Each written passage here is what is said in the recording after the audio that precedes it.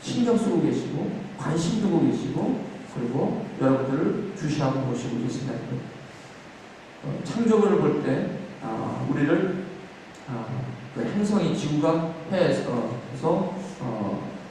선에서 세 번째 갖다 놓으신 이유도 그거예요. 너무 지구에만 사람을 갖다 놓으셨기 때문에 현재까지 딴 데서 사람이 발견된 건 없습니다. 아직까지는. 그렇죠?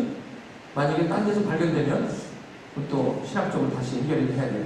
하지만 지금까지는 뭐 외계인이 UFO가 왔다 갔다 한다고 하지만 뭐 아직까지는 사람이 딴 행성에 산다는 건 아직 안 나오고 있습니다. 지구에만 사람이 살고 있어요. 그러면 지구는 해에서 세 번째, 너무 가까워서 타 죽지도 않고 너무 멀어서 얼어 죽지 않고 적당한 거리에 다 거기다가 지구에다가 저기 사람을 갖다 놓으시고 얼마나 기가 막힌 거예요. 그죠? 그것을 어떻게 그것을 우연이라고 그렇게 우리가 생각할 수 있냐는 거예요. 그래서 시편 기자는 이렇게 얘기해요.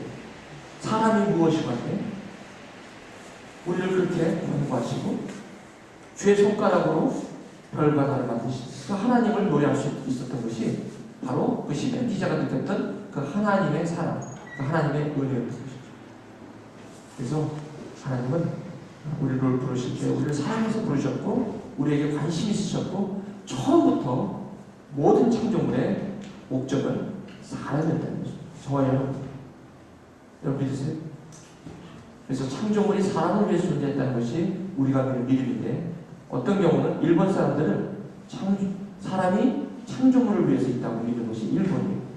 그리고 남미 사람들이 바로 창조물이 사람을 위해서 있는 것이 아니라 사람이 창조물이 있다고 믿는 이신론, 그 DRE,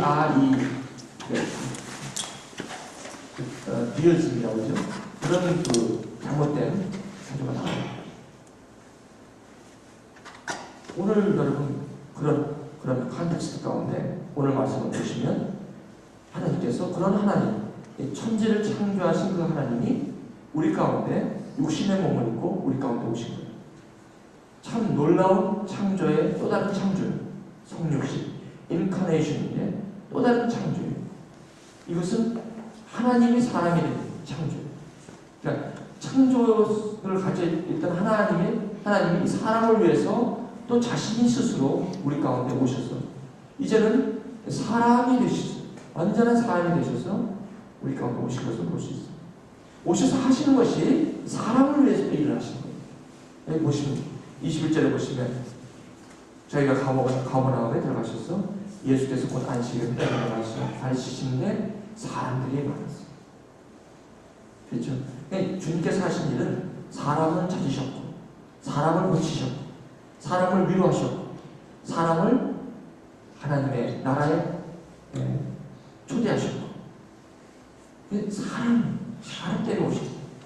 저와 여러분 때문에 오셨다는 사실을 다시 한번 이 말씀을 통해서 느낄 수가 있어요. 그런데 놀라운 한 가지가 있습니다. 그럼 주님께서 이렇게 하신 것은 주님이 이렇게 살아가신 것을 우리에게 보여주심으로 저와 여러분도 이런 삶을 살라는 것입니다. 그래서 여기서 21절에 이렇게 보시니까 가버나움에 들어가시는데 제일 먼저 회당에 들어가시고 이 회당은 시네가 다시 말하면 이스라엘 백성들이 디아스포라로 많은 제국 시대를 거치면서 식민지 때 그 식민지에 의해서 백성들이 온데 사방으로 흩어지게 되었어요. 그것은 바벨론으로 끌려갈 때부터 시작이 되었던 것이죠.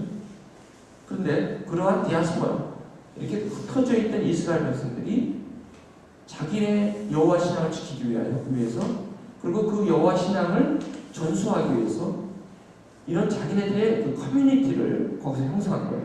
그것이 회당이 된 거예요. 그래서 회당은 오히려 예루살렘, 이스라엘로 거꾸로 들어온 것이요.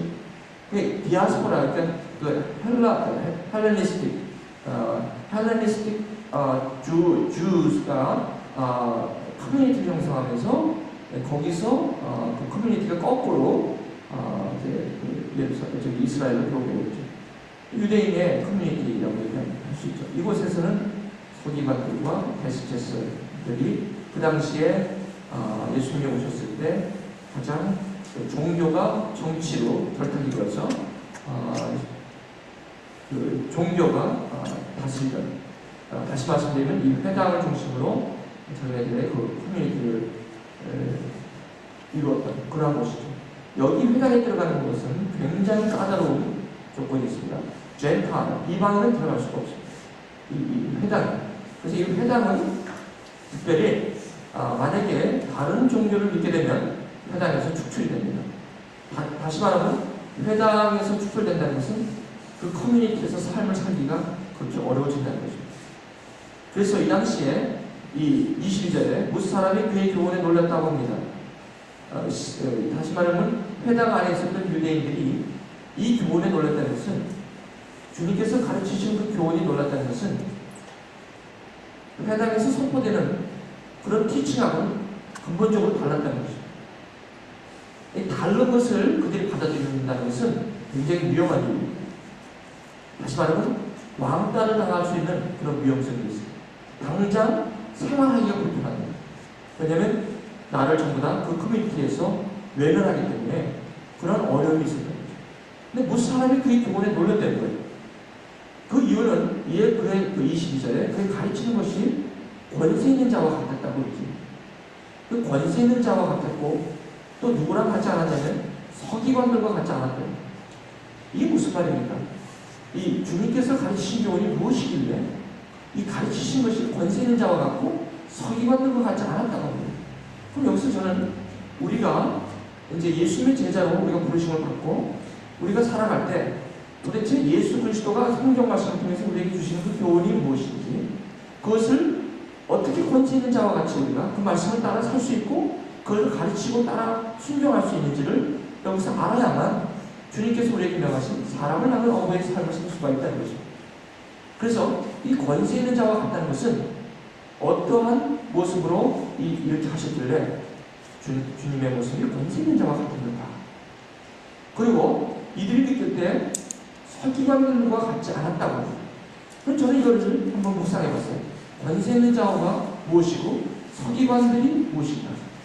근데 서기관들은요, 바로 이 예수님과 서기관들이 말씀 가르친 내용은 똑같아요.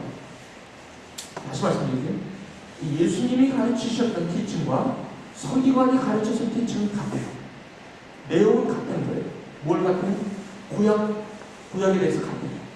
내용은 같아요. 그런데 뭐가 틀립니까? 권세 있는 자와 서기관들과 다뤘던 것은 뭐냐면 바로 그 하나님의 말씀을 보는 뭐가 틀렸어요? 관점이 달랐다는 거예요. 앵글이 달랐다는 거예요. 그렇죠? 그래서 이 서기관들은 하나님의 말씀을 자기네 종족적인, 그러니까 민족적인 종교였습니다. 다시 말씀드리면 하나님이 여호와 하나님이 이스라엘을 위한 하나님으로만 봤기 때문에 이 서기관들이 가르치는 것은 마치 자기네 나라의 사람들만을 위한 그런 티칭인 줄 알았어요. 그런데 이 무사람들이 들었을 때 주님께서 가르쳐 주신 것은 그것이 아니었어요. 온 세상을 향한 하나님의 나라의 임함을 선포해야 되는 것이죠. 그것을 보면서 이 무사람들이 놀라기 시작합니다. 참 저는 이걸 보면서 권세 있는 자와 같다는 것은 바로 이것입니다. 그래서 저와 여러분들이 이 권세 있는 자와 같은 이 하나님의 말씀을 예수 그리스도가 갖는 퍼스펙티브로 우리가 그 말씀의 가치관과 그런 앵글로 하나님의 나라를 바라볼 때, 이 하나님의 나라를 우리가 나눌 때에 나눔을 받는 사람들이 우리를 보고 하나님의 나라와 같은 권세 있는 것 같은 그러한 영향력을 우리로부터 받을 수가 있는 겁니다. 제가 한참 말씀의 뜨거움을 받을 때, 제가 말씀에 완전히 녹아졌을 때, 저는 제 입에서 나가는 말씀이 그들에게 엄청나게 감동이 됐어요. 저는 그 사실에 내가 놀란 적이 한두 번이 아니에요. 요즘은 제가 그런 게 그 정도는 아닌 것 같아요. 솔직히 여러분이 말씀드리고. 근데 그때는요, 이 말씀이 100% 나한테 막 깨달음으로 올 때는 누구를 만나면 이 사람들이 변해요.